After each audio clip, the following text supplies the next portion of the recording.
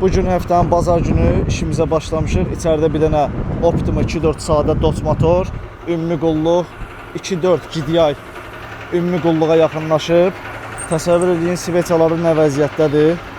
Ağızları da yoxa çıxıb, bax, platin hissəsi yoxdur. Orijinal olmayan sveçalardan istifadə olunub.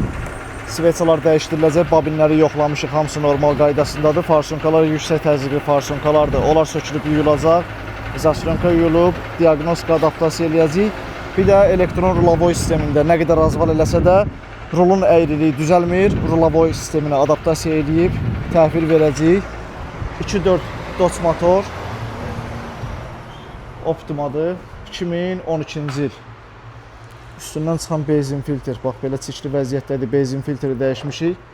Sveçalar bu vəziyyətdə.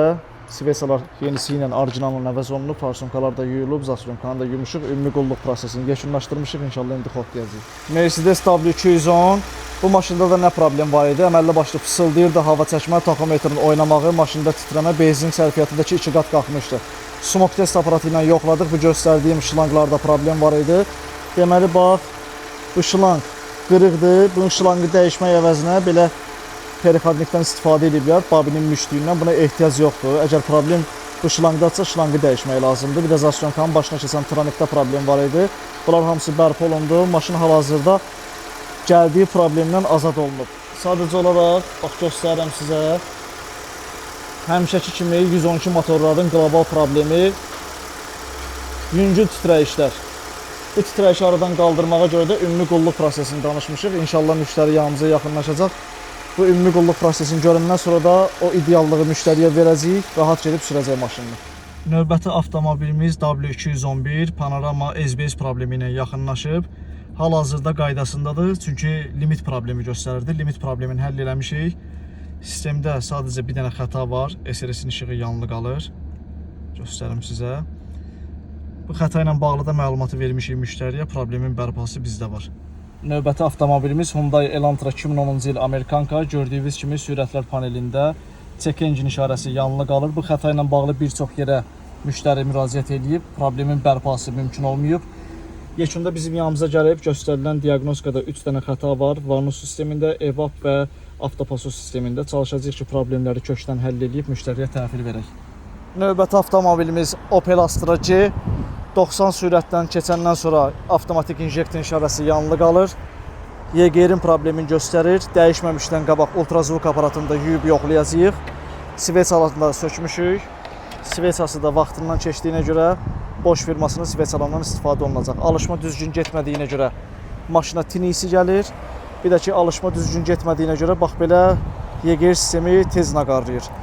Bu sistemlər hamısı tərtəmiz təmizlənəcək. Problem bərpa olunub, müştəriyə təhvil veriləcək. Növbəti avtomobil W202 furqon dizel. Girib orada aerobak sisteminin xətası göstərir. Bir də spiralın işığı yanılı qalır. Spiralın işığın yanma səbəbi diaqnostikaya saldıq. Birinci silindrin şamı dəyişilməlidir. Aerobak sistemində də ki, şofer tərəf oturacağın altında aerobakın daçıqı var. Problemlərin səbəbi izah olundu, müştəriyə təhvil verildi. Növbəti avtomobil Kia Forte 2 GDI motor. Ümumi qulluğa yaxınlaşıb, farsonkaları sökdük, yuduq. Zasyonkası bax, gördüyünüz kimi çirkli vəziyyətdədir. Bir müddət 92 ilə sürülüb, ona görə də farsonkalarıdır, zasyonkasıdır, bərbad vəziyyətdədir, qulluqdan biraz kənar qalıb. Benzin filtrini də söküb dəyişəcəyik. İnşallah bu maşını da ideal eləyib yola salacağıq.